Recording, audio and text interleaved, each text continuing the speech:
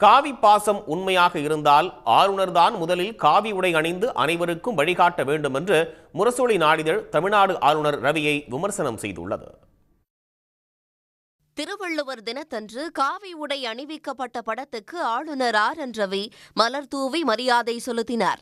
இந்த நிகழ்வை மேற்கோள் காட்டி முரசொலி நாளேடு ஆளுநரை விமர்சித்துள்ளது.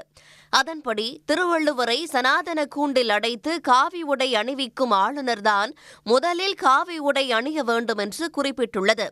காவி பாசம் உண்மையாக இருந்தால் அவர் காவி உடையை அணிந்து அனைவருக்கும் வழிகாட்ட வேண்டும் என்றும் தெரிவிக்கப்பட்டுள்ளது.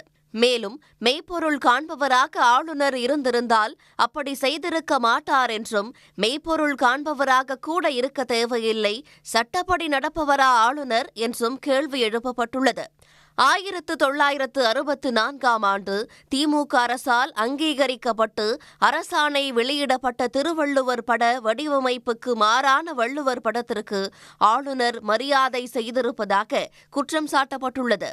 ஆளுநரின் இந்த செயல் சட்டப்படி குற்றமாகும். அவருக்கு சட்டமாவது நீதியாவது நெறியாவது என்ற கேள்வியும் முன்வைக்கப்பட்டுள்ளது. ஆளுநர் ரவி தன் விருப்பத்துக்கு நடந்து சீப் பப்ளிசிட்டி தேடிக்கொள்வதுதான் அவருடைய வழக்கம் என்பதை மக்கள் அறிவார்கள் என்றும் முரசொலி நாளிதழில் கடுமையாக விமர்சிக்கப்பட்டுள்ளது.